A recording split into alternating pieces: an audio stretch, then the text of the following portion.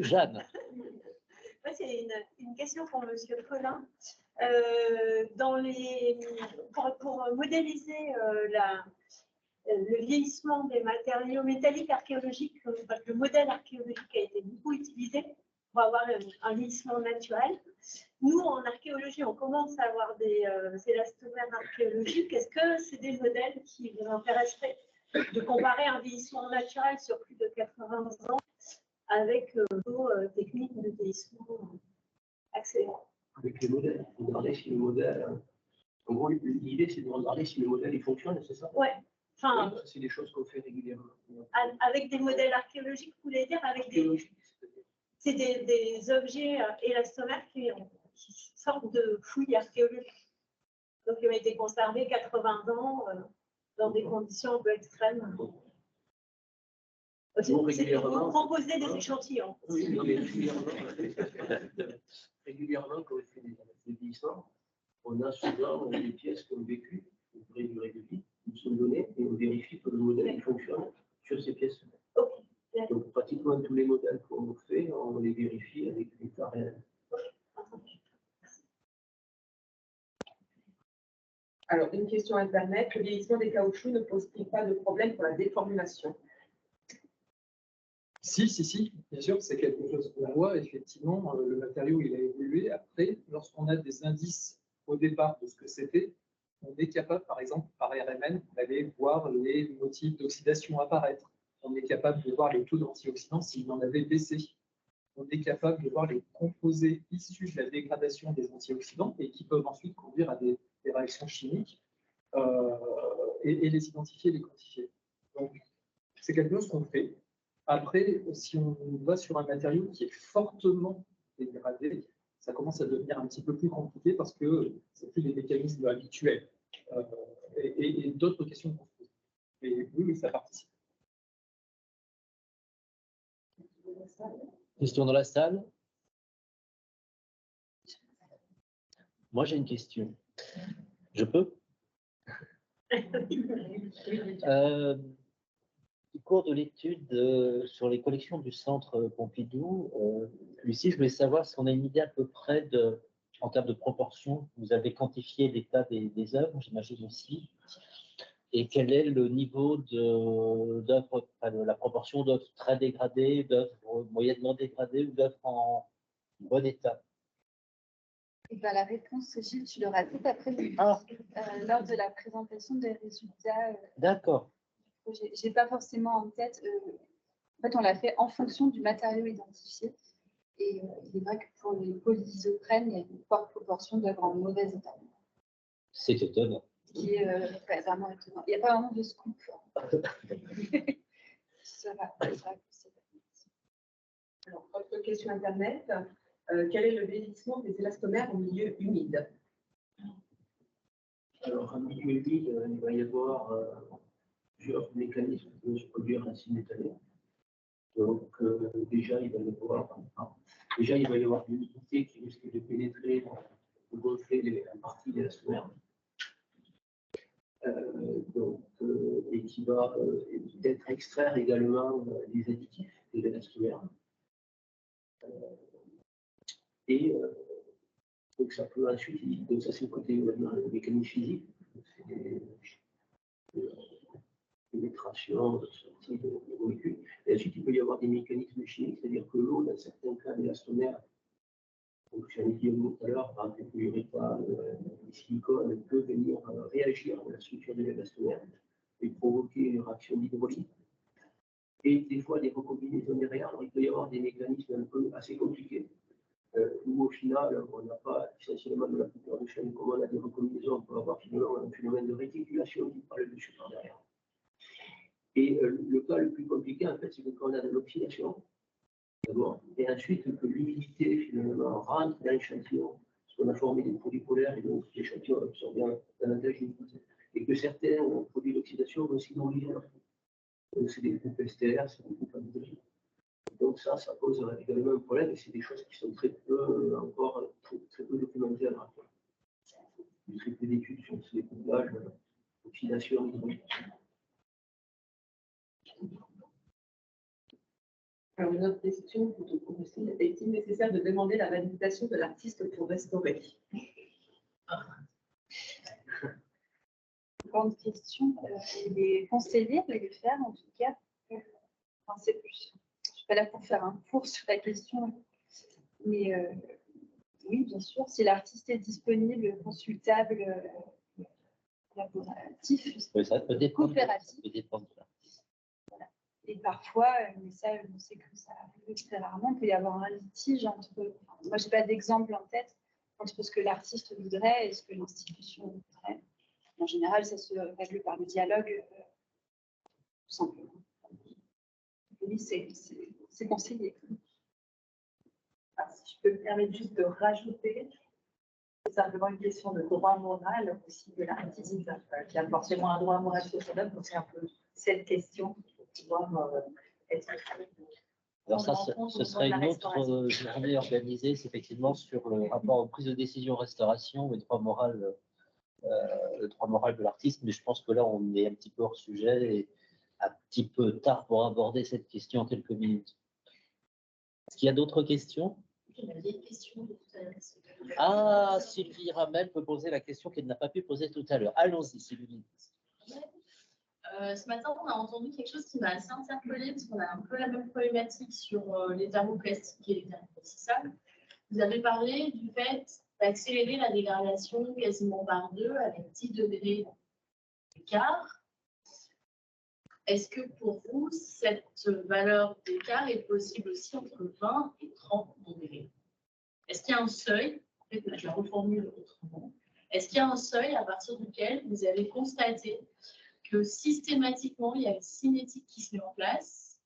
Par exemple, sur les cellulosiques, on sait que si on garde un cellulosique entre 18 et 19 degrés, on a plutôt une bonne stabilité. Et dès qu'on va sortir du gradient de 20 degrés, on a une cinétique qui se met en place. Est-ce qu'on peut le juxtaposer à la problématique de l'élastomie? C'est pas une question de caractérisation. Donc. Ah, J'ai bien compris les questions. je ne suis pas sûr non plus d'avoir compris ce que vous vouliez dire. J'ai bien compris la question. Alors, je la reformule. Parce que, en gros, ce qui était évoqué ce matin, c'était plutôt un glissement thermique accéléré. Il n'y avait pas la partie photochimique. Il n'y avait que le glissement thermique, que la température. Et donc, dans ce cas-là, il y a des méthodes, comme je disais, qui sont utilisées avec les électrodes d'Arrhenius, qui permettent finalement de définir des facteurs d'accélération de certains matériaux dans des domaines de température maîtrisés. Donc, ça se passe bien. Ils ont vérifié que la droite d'Arrhenius est valide et donc ils utilisent cette méthode-là pour qu'ils connaissent leurs facteurs d'accélération dans ces domaines-là. Après, ça dépend des matériaux. Il y a des matériaux qui vont. Je ne sais pas, après il y a une histoire de degrés, mais bon. Après, il y a des domaines de température dans lesquels vous allez pouvoir accélérer. Et d'autres, vous ne pourrez pas parce que vous allez enclencher en augmentant la température, vous allez enclencher de nouveaux mécanismes. Vous allez activer certaines ruptures de design chimiques que vous ne les avez pas à basse température. Et donc, vous allez déclencher tout un tas de mécanismes supplémentaires. Donc, en fait, la question est de savoir. En fait, il faudra voir. En fait, c'est compliqué, en fait. Si la droite d'Arrhenius, elle est regardée dans des domaines de température assez étroits. Parce qu'en fait, on regarde ça sur 20 ou 30 degrés ou 50 degrés. Mais en fait, il ne faut pas oublier qu'en fait, une droite d'Arrhenius, on la trace en fonction de la baisse de la température. Et à ce moment-là, vous avez un domaine de température qui va jouer à l'autre. Donc, vous approximez finalement une courbe compliquée par une pente linéaire, par cette tangente. Donc, sur des domaines assez étroits, si vous avez un peu de vérité, dès lors que vous allez commencer à augmenter les domaines de température, votre courbe il va y avoir différentes pentes qui vont s'enchaîner sur les mécanismes que vous allez enclencher au fur et à mesure que vous augmentez la température. C'est assez compliqué. Il y a pas mal de travaux dans la littérature qui montrent que l'énergie d'activation varie avec la température. Ça, c'est notamment en ATG. On utilise des couilles et des manips d'ATG qui veulent simuler cela. Il y a une énergie d'activation. On essaie de représenter des mécanismes qui détectent. Et ils augmentent la température. Souvent, ils sont obligés de faire varier l'énergie d'activation de la température. Ça, c'est comme le mécanisme, il change. C'est ce que j'allais dire. Les analyses thermiques peuvent aussi donner une indication de la capacité du matériau à absorber un peu d'oxydation. Donc on peut mimer, et ça va être quelque chose de beaucoup plus extrême parce que ce sera des gradients de température plus puissants, et donc on n'est pas dans quelque chose de chronique, on est dans quelque chose de très aigu, donc mais qui donne une indication. Ma question est plus appuyée sur l'observation des collections. Effectivement, on se rend compte qu'entre 20 degrés et 30 degrés, il se passe énormément de choses. Effectivement, on est dans on n'est pas dans les mêmes plages que vous, mais dans la même. Surtout que, si j'ai bien compris, vous dissociez bien les différents facteurs, alors que nous, on va les avoir tous en même temps. Mais par contre, effectivement, sur certains matériaux comme les matériaux cellulosiques, les nitrates ou acétylcellulose, ces températures d'activation, elles sont plutôt bien connues. Et donc, on les connaît, c'est-à-dire qu'on sait qu'il faut pas dépasser la conservation, c'était un peu le sens de la question. En tout cas, ce qu'on peut voir dans l'historique, si on prend par exemple un simple caoutchouc naturel, produit et commercialisé tel quel, eh bien, ce matériau va simplement à température ambiante se rigidifier, c'est ce qu'on appelle la rigidification au stockage, et le matériau va être de plus en plus rigide, sans rien faire. Donc on est bien dans une température de 20 degrés et dans un caoutchouc naturel industriel. Et au bout de quelques mois, il va falloir avoir des étapes de plastification pour pouvoir le réutiliser dans un mélange. Parce que ce ciment sera beaucoup trop rigide pour être utilisé. Et déjà naturellement. Merci. Une dernière question, peut-on identifier les périodes de généralisation de certaines formulations? Est-ce qu'il y a eu des modes? Voilà.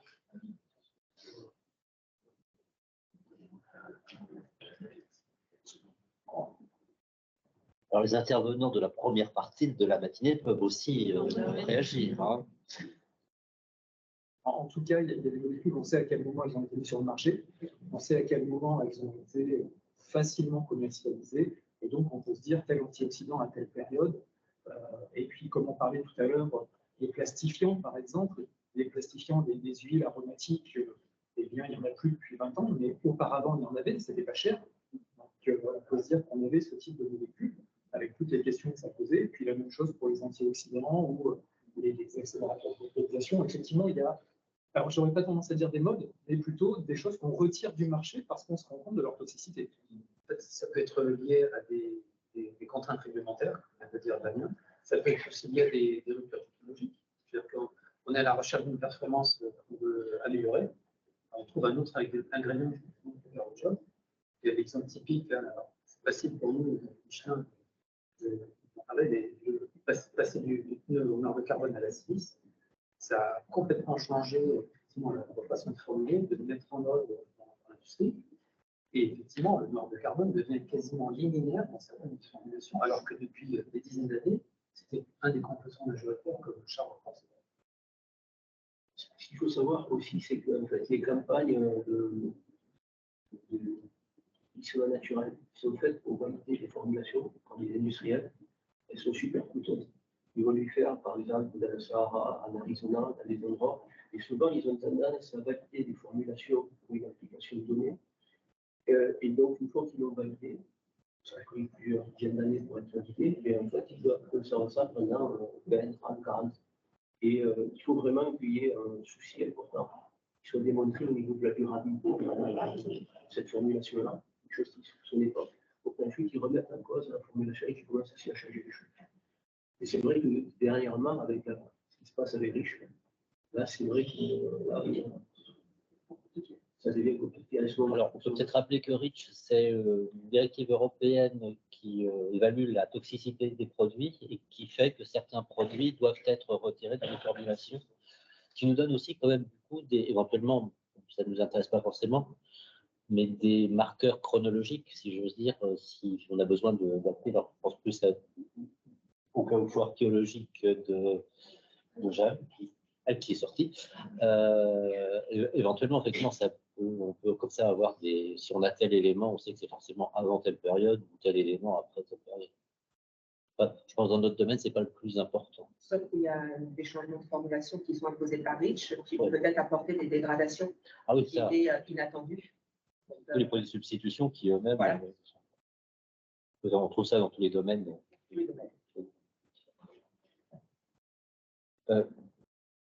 D'autres questions, non? Ou est-ce qu'on gargouille suffisamment pour aller manger? Alors, je propose de rompre du coup la session.